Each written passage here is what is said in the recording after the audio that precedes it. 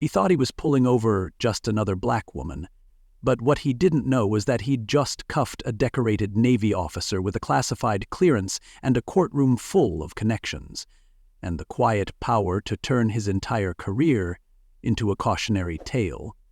What started as a power trip on a dark Alabama road unraveled into a national scandal, an internal investigation, and the kind of public takedown you only see when the uniform gets put on trial. This isn't just a story about a traffic stop gone wrong. It's a story about what happens when the wrong person gets humiliated, stays silent long enough to be underestimated, and then walks into court with the full weight of the system behind her. And the best part, she never even raised her voice. What happened next was not only a lesson for the aggressors, but also a powerful reminder of empathy, responsibility, and the ongoing fight for equal dignity. We're about to share a powerful moment of truth. But first, drop your location and let us know, have you ever witnessed or experienced something like this? Don't forget to hit that subscribe button because tomorrow we have another incredible story, and there are many surprises waiting for you in the next parts. Lieutenant Commander Renee Dawson was 2 hours into a quiet drive home, humming Coltrane through the speakers, fingers tapping on the wheel like the beat owed her something. Her uniform was folded neatly in the back seat, replaced by a plain black sweater, jeans, and a face wiped clean of rank or expectation.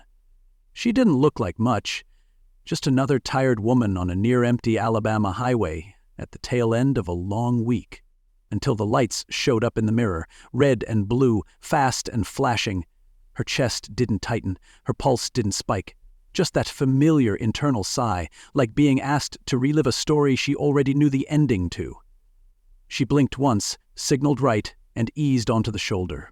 Car in park, hands on the wheel, every movement slow and deliberate, the way you move when you know the rules, but you also know they were never written for you. The patrol car behind her didn't move right away. Of course it didn't. Power enjoys making an entrance. When the door finally opened, she saw him. Mid-40s maybe, white, stocky build, walking like the road belonged to him. Heavy boots. Square jaw. One hand near his belt, the other holding a flashlight that wasn't meant to illuminate, it was meant to interrogate. She caught his name as he leaned close enough to the glass. Briggs. No greeting, no introduction, just license and registration, delivered with the tone of someone who assumed you'd already done something wrong. Renee reached for the glove compartment with slow, practiced hands. "Was I speedin', officer?" she asked, steady, respectful. He didn't answer.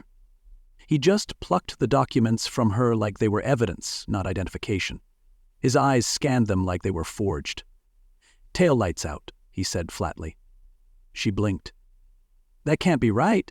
I just had them checked 2 weeks ago." He didn't respond. He just stared at her like she'd confessed to something. That was the thing about guys like Briggs. They didn't need a reason. They just needed a moment where no one was watching. And tonight? The road was empty, and the power was his. Or so he thought. She could feel it coming before he even said it. That shift in posture, that sudden tilt of the head that meant he'd made a decision before she even finished her sentence. "Step out of the vehicle." Just like that. Not, "Ma'am, could I ask you to—" Not even a please. It wasn't a request. It was a test. Renee didn't move right away. She looked forward, scanning the highway. No headlights, no witnesses. Her hands stayed on the wheel. "May I ask why, officer?" she said, her tone still smooth.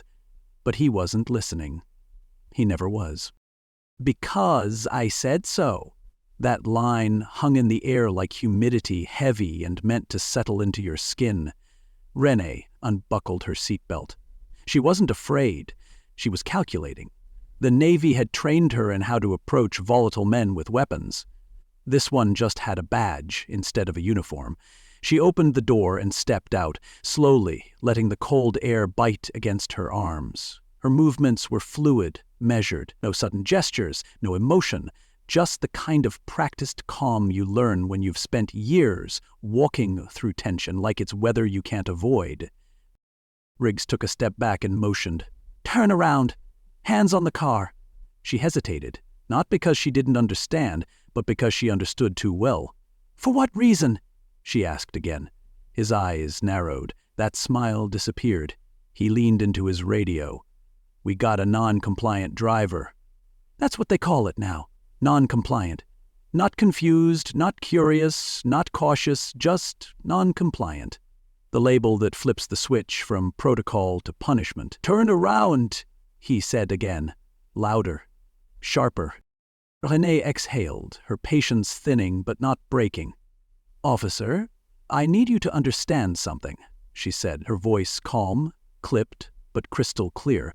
I know exactly what I'm allowed to do. And I know exactly what you can't do. And just like that, the smirk was gone. His jaw locked, his hand twitched near his cuffs. You're under arrest, he snapped, reaching for her wrist. She stepped just out of his grasp. Under arrest for what? She asked. Obstructing an officer, he said, like he'd been waiting all night for an excuse. That was the moment she had to choose, not between guilt and innocence, but between becoming another name in a headline or staying alive long enough to write her own ending. She turned, placed her hands on the car. The metal was cold and impersonal. The cuffs clicked on harder than they had to. Pain radiated up her arms, but she didn't flinch. She didn't cry. She didn't beg. She just whispered under her breath, "You don't know what you're doing." Riggs chuckled. "Lady, I know exactly what I'm doing." But he didn't. Not even close. Because when power meets the wrong woman at the wrong moment with the wrong assumptions, that's not just a mistake. It's a career-ending collision. And his was already in motion. The cuffs bit into her wrists with the kind of pressure that didn't just restrain. It declared ownership. Not the lawful kind, not the kind you're trained to respect in the military, but the arrogant, sloppy kind that says, I don't care who you are, I just care that I can. Renee kept her breathing steady, her face blank. The back of the patrol car was only a few feet away, but the walk there felt like a parade without music. A public shaming with no crowd, just headlights reflecting off cold pavement. Briggs didn't say a word as he pushed her forward, his grip unnecessarily tight, the kind of grip that wanted her to flinch. She didn't give him that. She didn't give him anything. Not her anger, not her fear, not her name. His badge didn't feel like a symbol of justice. It felt like a dare. And she'd spent her entire career learning how to respond to dares without blinking. He opened the cruiser door with a grunt and shoved her inside. The hard plastic seat jabbed her spine like it had something to prove. She shifted, trying to relieve the pressure on her wrists, but the cuffs were tight enough to numb her fingers. No Miranda rights, no explanation, just brute force wrapped in polyester and ego. The door slammed shut, sealing her in like a problem that had been packaged for transport. Renee stared ahead, breathing evenly, her reflection faint in the plexiglass divider. You don't know who you just put in this car, she thought. Not in the I'm famous kind of way. In the you're about to find out what a massive miscalculation looks like kind of way. You ever watch a man write his own resignation letter in real time? That's what this was, and the pen he was using was hers. Briggs got back into the front seat with a little extra swagger in his step, like he'd just won something. He buckled himself in, whistling as if nothing unusual had happened. Most people just keep their mouths shut, he said, chuckling. But you had to talk back. You people always do. Renee didn't respond. He glanced in the rearview mirror, waiting for a reaction. Got nothing. See, he went on. You got that look. That I am my rights attitude. You military or something? She stayed silent. That was all the answer he needed. Yeah, I figured. You got that tone. That above-the-law type. Let me guess, you thought I'd back down if you dropped some fancy title. Well, this ain't DC, sweetheart. He shook his head like he was disappointed in her. Could have avoided all this, but no, you wanted to make it a thing. His words rolled off her like water off armor. He didn't know it yet, but every sentence he spit was fuel for the fire he was building under his own career. She shifted slightly in the seat, the cuffs still tight, her hands tingling now. The discomfort didn't bother her. It reminded her she was still in control. Control isn't always loud. Sometimes it's the silence that unnerves. Briggs kept talking, like he was trying to fill the silence before it filled him. "You think this is about race?" he asked suddenly, his voice dipping into mock offense. "Lady, I pull over everybody. White, black, green, doesn't matter. You break the rules, you pay the price." But she hadn't broken anything, except maybe his fragile sense of superiority. He spoke like a man who thought the courtroom was still the plantation, like compliance was owed to him just for showing up with a badge and a flashlight. The plantation was gone, but some of the mindsets had just been handed new uniforms. They were pulling into the station now, a squat, gray building off a quiet road, the kind of place that never made headlines until someone lit the right fuse. Renee's mind was already moving faster than Briggs could imagine. She wasn't thinking about the cell. She was thinking about the call. She hadn't made it yet, but she knew exactly who she'd reach, exactly what she'd say, and exactly how long it would take before the walls started shaking. Briggs parked and got out without a word. He circled to her side and opened the door like he expected to see her broken. She wasn't. He pulled her out, muttering something under his breath, and walked her past the bored desk sergeant and straight into processing. She didn't speak. Not when they took her fingerprints, not when they snapped her photo.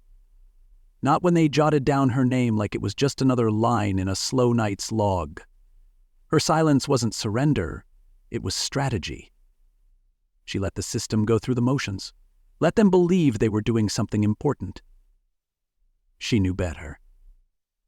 When Briggs finally shoved her toward the holding area, she let her eyes drift up to the security camera in the corner. No motion, just a slow blink. The lens stared back, recording it all. Briggs tossed her a glance that tried to be smug, but was already starting to crack around the edges. "Enjoy your stay," he sneered. She didn't flinch, just looked at him and said, "Make your call now."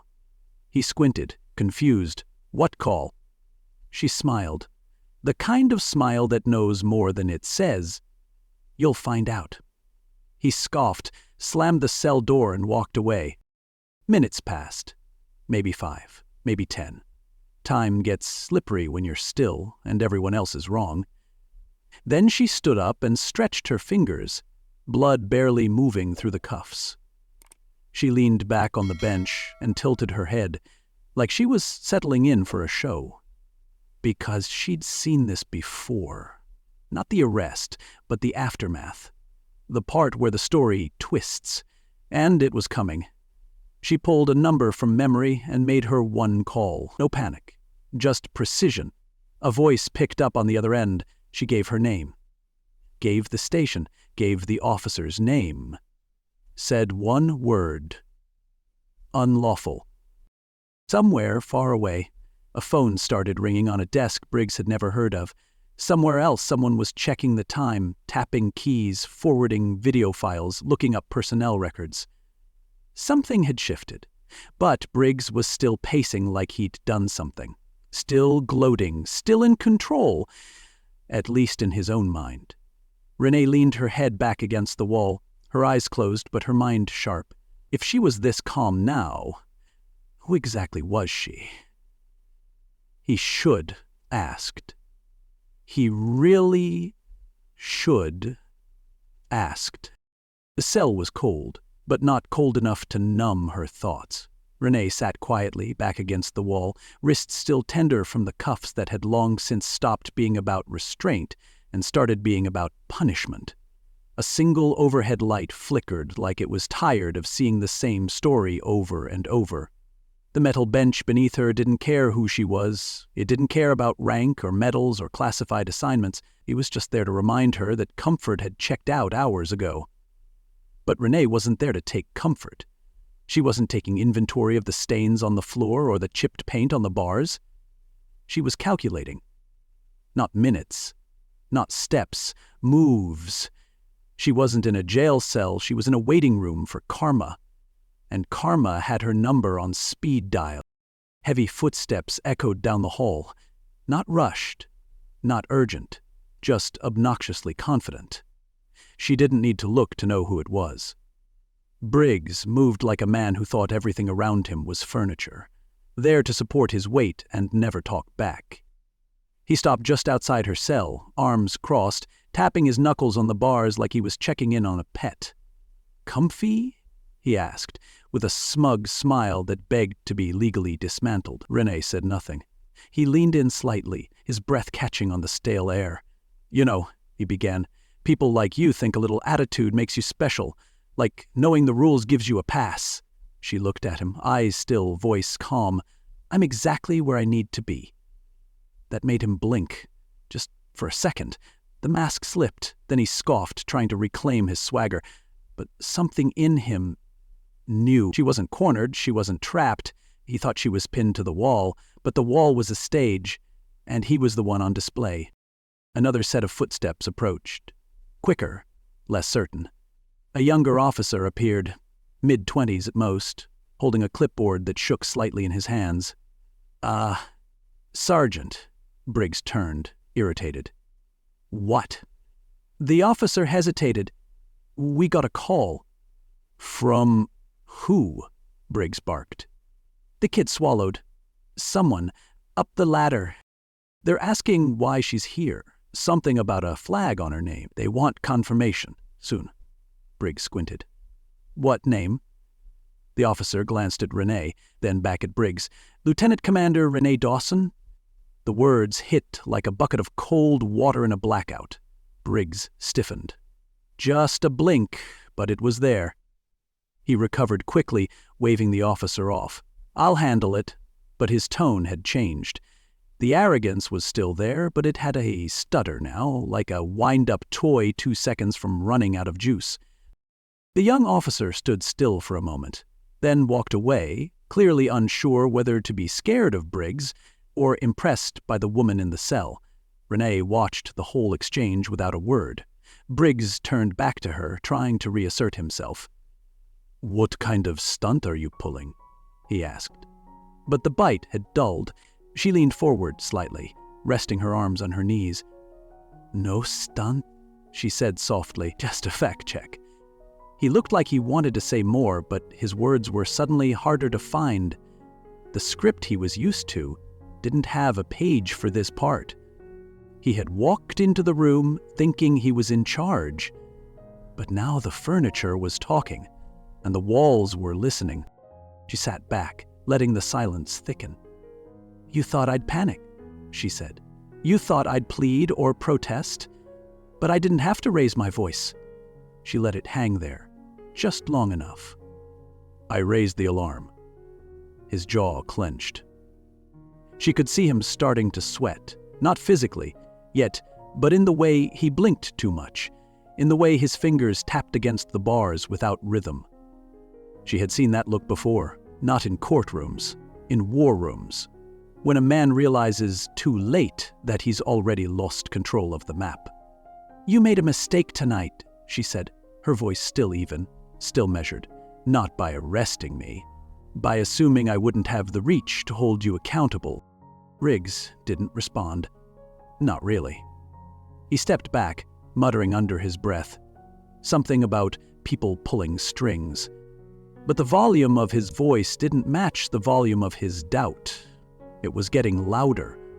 Louder than his authority, louder than his badge, louder than his ego. He arrested her with a smirk. But now his necktie was tightening, and not for court. He wasn't walking with power anymore. He was walking like the floor might drop out from under him at any second. And Renee, she hadn't moved. She didn't have to. The system was already adjusting itself around her. All she had to do was wait. The signal had been sent. The clock had started. And Briggs was about to learn what it felt like to be on the wrong end of justice with no uniform to hide behind. The courtroom was chilled and humming with tension, the kind of space that made you sit up straighter even if you weren't the one on trial. The bailiff called her name, and when the doors opened, Renee didn't walk in like someone who'd been held overnight in a holding cell. She walked in like someone who had spent a lifetime earning the right to take up space. No jumpsuit, no cuff, just a navy mule blazer that looked like it had been cut from dignity itself, a blouse, crisp as protocol, and the quiet authority of someone who knew her power didn't need to be announced. It would be felt. Heads turned, phones lowered. The courtroom paused, just for a moment. She didn't make eye contact right away, didn't need to. She walked like justice in heels, tailored and terrifying. Briggs was already seated, chin up, but that smug posture from the night before had shifted. It was thinner now, like a balloon losing air one slow breath at a time. He saw her and looked away, fast. The prosecutor wasted no time. He stood, buttoned his jacket, and began not with opinion but with fact. Your Honor, the defendant, Lieutenant Commander Renee Dawson, was arrested without probable cause during a late-night traffic stop. Not only was there no verifiable traffic violation, but we now have evidence of a troubling pattern in the arresting officer's conduct. He pulled a file from his briefcase and continued, Sergeant Briggs has initiated an unusually high number of discretionary stops involving African American drivers in this jurisdiction. And in this case, there was no recorded warning, no reading of Miranda rights, and, most notably, no reported threat or resistance. Briggs shifted in his seat, jaw tight. The judge looked over his glasses at the prosecutor, then turned slowly to Briggs. Sergeant, do you have an explanation for this? Briggs leaned forward, cleared his throat. She was uncooperative, he mumbled. Aggressive in her tone. The prosecutor raised an eyebrow. Her tone? The courtroom stirred. The judge sighed. Let's see the footage. A screen descended at the front of the courtroom, the projector humming to life. The video began. No music, no dramatic cuts, just raw, unfiltered reality. There was Renee's car, calmly parked on the shoulder. There was Briggs, walking up with his flashlight already angled like a weapon.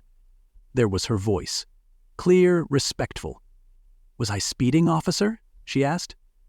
The room heard it the way she'd lived it, calm in the face of insult, composed in the shadow of threat. The footage moved through every beat. The phantom taillight accusation, the refusal to answer, the demand she step out. Then came the handcuffing, the shove into the cruiser. Her silence, his bragging. The courtroom didn't breathe. When the video ended, it didn't just leave an impression, it carved one. The judge leaned forward, hands steepled. Briggs was visibly sweating now, tugging at his collar like it had suddenly shrunk 3 sizes. The footage didn't just show what happened. It showed who he really was. A man who didn't know he was being recorded while he unraveled his own credibility, thread by thread. The silence that followed felt like a verdict. The prosecutor stood again. Your Honor, I believe this speaks for itself. The judge didn't argue. He lifted the folder in front of him, skimmed the top page, and looked directly at Renee. Lieutenant Commander Dawson, he said, voice steady, this court apologizes for the events that brought you here. The charges are dismissed, effective immediately. His gaze shifted to Briggs, who was now staring down at the floor like it owed him an explanation. Furthermore, the judge continued, I am recommending a full internal review of Sergeant Briggs' conduct, both in this incident and throughout his career. The body cam footage alone warrants scrutiny, and the pattern alleged by the prosecution is concerning at best. Renee didn't blink, didn't nod. She simply stood, gathered her documents, and slid them into her briefcase with a calmness that said, This isn't new. This is just the first time the room noticed. Briggs didn't say a word. He couldn't. The gavel came down once, sharp, clean, final. She turned and walked out without looking back. No fist pump, no celebration. Just poise so heavy it followed her all the way to the courthouse steps. He thought she'd beg for mercy. She came to hand out consequences. Briggs sat in the hallway outside Chief Eldon Baker's office, trying to look calm, but the sweat on his temples told a different story. The same boots that strutted across parking lots and leaned into power now tapped anxiously against polished tile. He could hear muffled voices behind the door. Someone had already briefed the chief. When his name was finally called, he stood, straightened his collar, and walked in like he still had leverage. He didn't. Chief Baker didn't even offer a seat. He just looked up from the thick folder in front of him and got straight to the point. "You're flagged, Sergeant. And let me be real clear. You're finished." Briggs opened his mouth, but Baker cut him off with a wave of his hand. "Save it. You got the DA, internal affairs, and half the damn internet on your back. You didn't just embarrass the department, you handed them a live grenade and pulled the pin."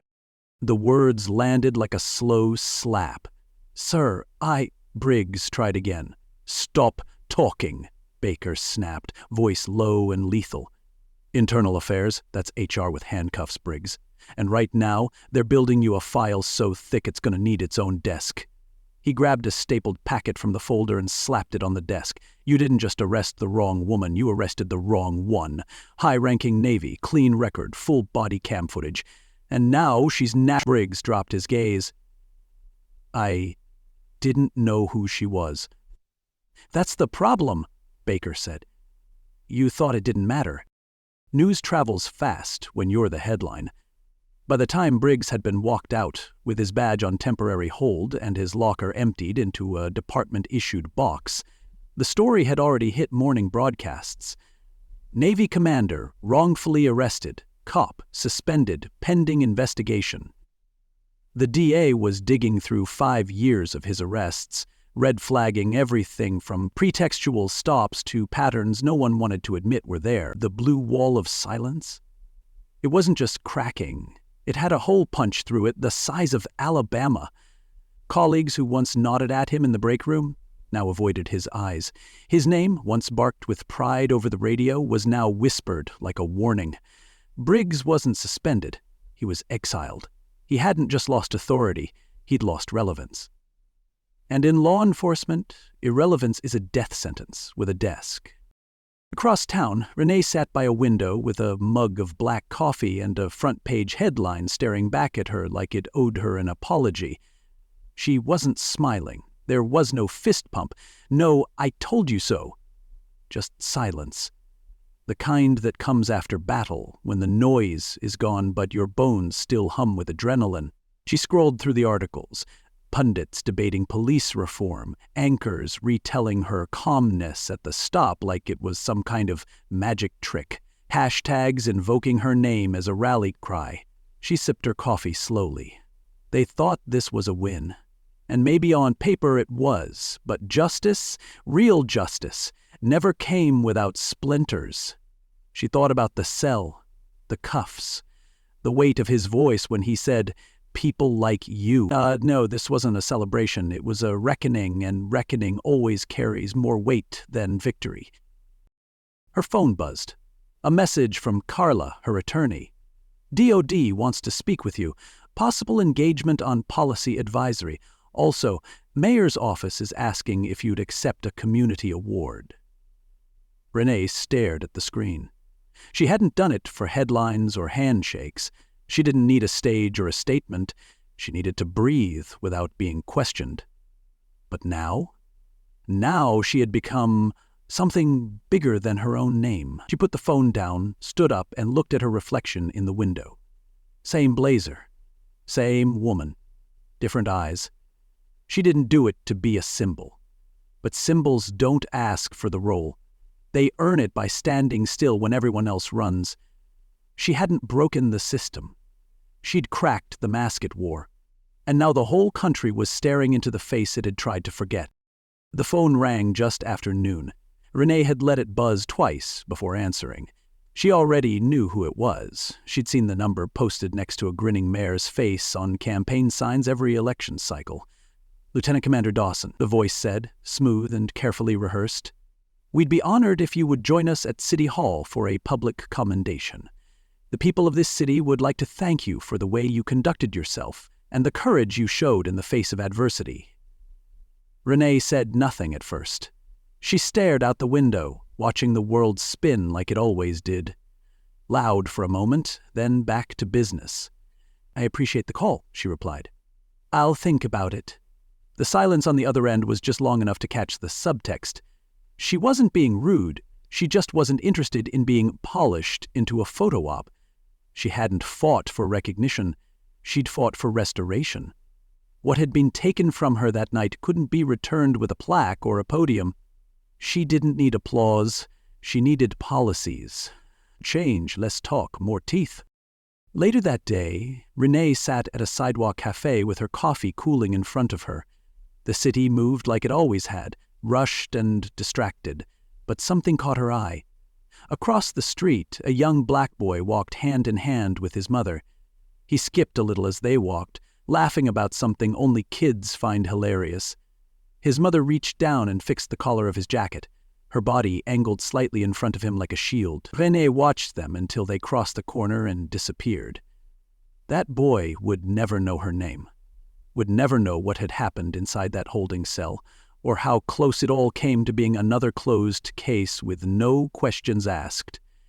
But maybe, just maybe, that mother wouldn't have to hold her breath every time the lights flashed in her rearview mirror.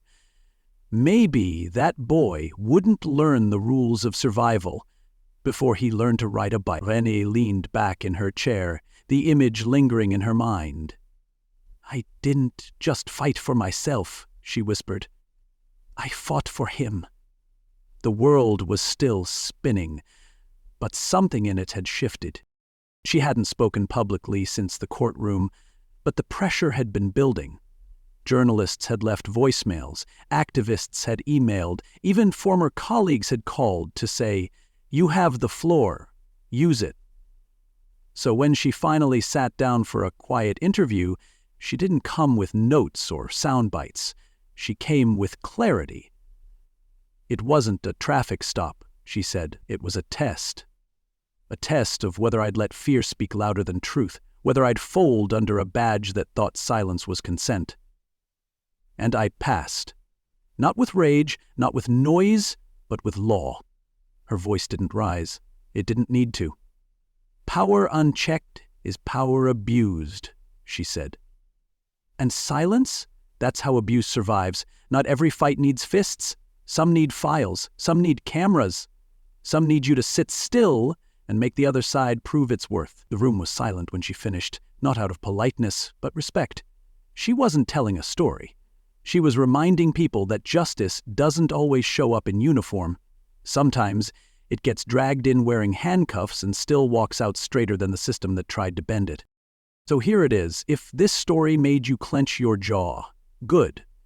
If it made you angry, talk about it. Don't just hit like, hit the nerve, share it with the uncle who thinks compliance is the solution. Share it with the neighbor who says it's not about race. Share it with the part of yourself that's been told to keep your head down and hope for the best.